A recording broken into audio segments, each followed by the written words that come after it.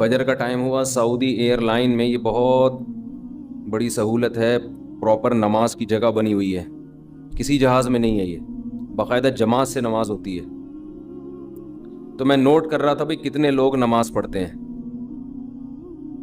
میرا خیال ہے کچھ 10% لوگوں نے بمشکل پڑھی ہوگی پورے جہاز میں۔ بہت افسوس ہو رہا تھا کہ حج کر کے آ رہے ہیں اور کم از کم سفر کمپلیٹ ہونے تک تو پڑھ لو نماز بھائی۔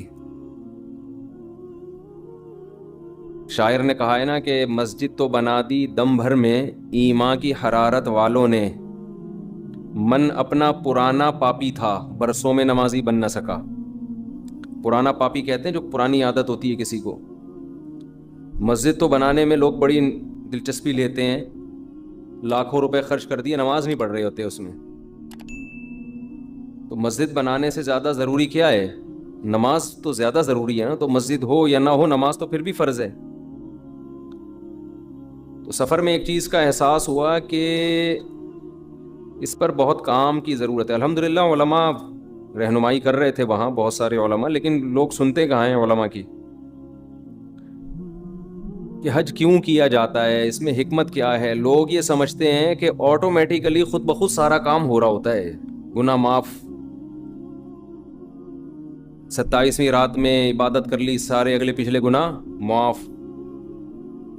اور حج کر لیا تو حدیث بھی سنائی جاتی ہے کہ ایسے ہو جاؤ گے جیسے آج تمہاری ماں نے تمہیں جنا ہے۔ یہ حدیثیں بالکل ٹھیک ہیں، لیکن اس کا وہ مطلب نہیں ہے جو مطلب بیان کیا جاتا ہے، وہ مطلب نہیں ہے ان حدیثوں کا۔ دیکھو کسی کی بات کا جب کوئی مطلب بیان کیا جاتا ہے تو اس کی دوسری باتوں کو سامنے رکھ کے بیان کیا جاتا ہے۔ کبھی بھی کسی بات کا ایسا مفہوم نہیں لیا جاتا جو دوسری جگہ اس کی وہ نفی کر رہا ہو۔ یہ جو آتا ہے حج میں سارے گناہ معاف ہو جاتے ہیں اور لیلۃ القدر میں گناہ معاف ہونے کا مطلب یہ جب انسان حج پہ جاتا ہے تو اس کو توبہ کی توفیق مل جاتی ہے، پلٹ کے واپس آتا ہے۔ اس لیے ایسا ہو جاتا ہے جیسے آج اس کی ماں نے اس کو جنا، پلٹ کے ویسے کا ویسے ہی آیا جیسا گیا تھا۔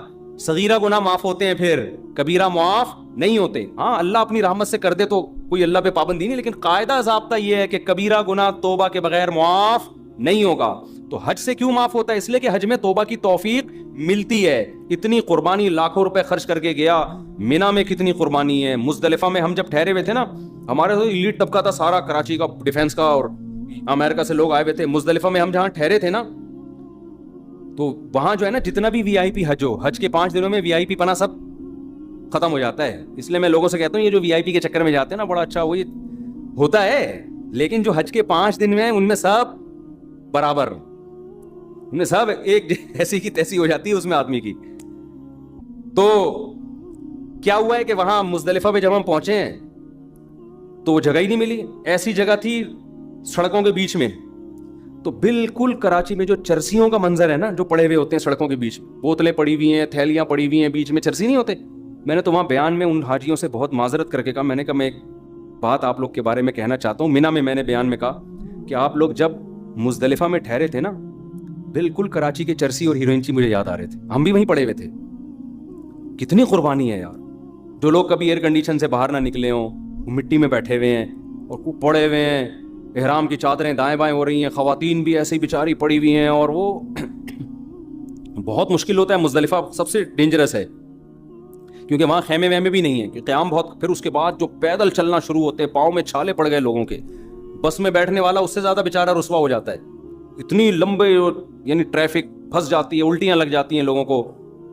تو یہ سارے مجاہدے اللہ کروا کے کیا کرتا ہے، اپنی محبت کی چنگاری دل میں پیدا کر دیتا ہے حاجی کے دل میں، کیونکہ جس کے لیے آپ قربانی دیتے ہیں اس کی محبت خود بخود دل میں پیدا ہوتی ہے۔ لوگ کہہ رہے ہوتے ہیں نا یہ بکرا میں نے بڑی محنت سے پالا، کہتے ہیں نا کیسے گلے میں چھری پھیروں، اور جو ایک بکرا وہ ہے جو اسی دن لا کے کاٹ دو آپ، اس میں نہ بکرے کو افسوس ہو رہا ہوتا ہے کیا خیال ہے، اور نہ آپ کو۔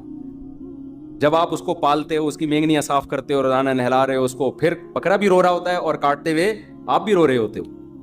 تو اسی طرح حاجی سے اللہ اتنی قربانی لے لیتے ہیں۔ پھر حج کی ساری عبادتیں خلاف عقل ہیں، رمی ہو رہی ہے، بھائی کیا ہے یہاں پہ، بس ایسے ہی ابراہیم نے رمی کی، نبی نے رمی کی علیہ السلام اور صلی اللہ علیہ وسلم، تو آپ بھی کرو۔ لاکھوں حاجی جا رہا ہے اور ٹھک ٹھک ٹھک، ایک ایسا ایمان والا منظر ہوتا ہے نا رمی میں، اتنی اتنی سی کنکریاں, لیکن رش کی وجہ سے ایسی آوازیں, اور ٹھک ٹھک ٹھک ٹھک ٹھک ایسے آوازیں آ رہی ہیں. تو یہ کیا ہو گیا, بس سب دیوانے ہو گئے ہیں. اللہ نے کہا چلو اب اس کو کنکری مار کے آگے بڑھو, اگلے والے کو مارو. ایک عجیب منظر ہوتا ہے, اتنا تیل نکلوا لیتے ہیں اللہ تعالیٰ, اتنا پسینہ نکلوا دیتے ہیں, اور اتنی مجاہدہ ہو جاتا ہے کہ اللہ کی محبت کی چنگاری پتھر دل میں بھی پیدا ہو جاتی ہے. اسے کچھ خیال آتا ہے یار ہم مسلمان ہیں, تو اس کو پھر توبہ کی توفیق ملتی ہے. آج کل کیوں نہیں مل رہی؟ بتانے والا ہی نہیں بتا رہا ہوتا کہ ہم توبہ کے لیے آئے ہیں یہاں پہ.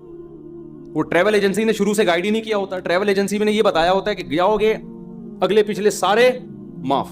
تو جو بہن کی وراثت, بعض تو بہن کی وراثت کے پیسوں سے حج کرنے جا رہے ہوتے ہیں, وہ کھا کے گئے, وہی کھا کے دوبارہ ایک اور دکان پہ قبضہ کر لیا, اگلے سال پھر معاف کرانے چلے گئے, پھر آ گئے.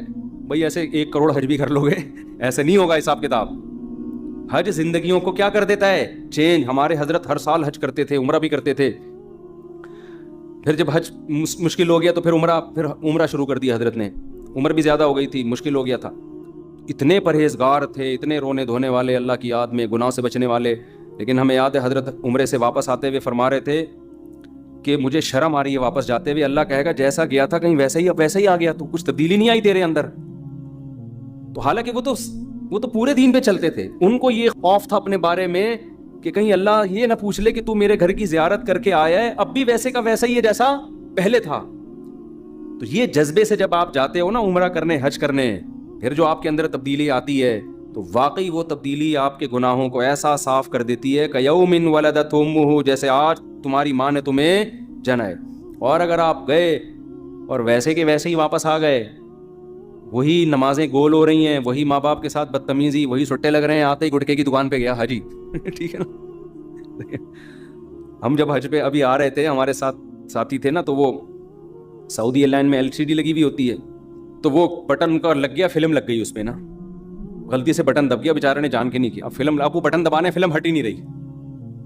وہ بیٹھے ہوئے ہیں نا, اب وہ سامنے ہی لگی ہوئی ہے اور انڈین فلم چل رہی ہے. اب لوگ کہہ رہے ہیں مجھے اچھا لگا لوگوں کا یہ نا, لوگ کہہ رہے ہیں 40 دن تو گزرنے دیتا, حج سے تو واپس جا رہا ہے, 40 دن تو گزرنے دے, اس کے بعد دیکھ لینا. وہ کہہ رہا ہے یار غلطی سے بٹن دب گیا, بند نہیں ہو رہا مجھ سے. واقعی نہیں ہو رہا تھا ان سے نا کہ کون سے بٹن سے بند ہو.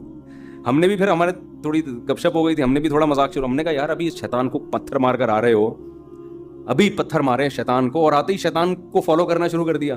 کہہ رہے مجھے صاحب غلطی سے بٹن دب گیا یار, ہل نہیں. خیر وہ کسی نے ریموٹ سے ذریعے پھر وہ چینل چینج کیا. تو میں نے کہا چلو اتنا احساس ہے کہ یار فلم 40 دن کے بعد جا کے دیکھ لیں, ابھی کم از کم فلم فوراً تو نہ دیکھیں نا, ابھی تو گھر پہنچے نہیں ہیں, ابھی سے فلمیں شروع ہو گئی. تو لیکن بہت سے لوگوں میں یہ جذبہ نہیں ہوتا. بعض لڑکیاں یہ کرتی ہیں, پورا وقت اسکارف میں گزرا, اور جیسے ہی واپسی کا سفر ہوا ہے بال کھول لیے, بالکل اسکرٹ, اور اسی اسٹائل میں آ گئی, بالکل جیسے کچھ ہوا نہیں. یار تھوڑا سا تو خدا کا خوف کرو یار, کچھ تو تبدیلی پیدا کریں. انٹرٹینمنٹ تھوڑی ہے حج, کوئی تفریح کے لیے تھوڑی گئے تھے آپ. تو اس لیے کوشش کریں بھائی, حج عمرہ اس نیت سے ہو کہ ہمیں اپنے آپ کو اندر سے تبدیل کرنا ہے, اور یہ حج آپ کی زندگی بدلے گا انشاءاللہ. تو یہ جذبہ ہوگا تو پھر گناہ بھی معاف ہوتے ہیں. یہ جذبہ نہیں ہوگا, وہی قتل, وہی ظلم, وہی زیادتی, وہی بدماشی, تو وہی ایسے تو سینکڑوں حج بھی, ثواب تو پھر بھی مل جائے گا حج کا, لیکن وہ مقصد تھوڑی حاصل ہوگا.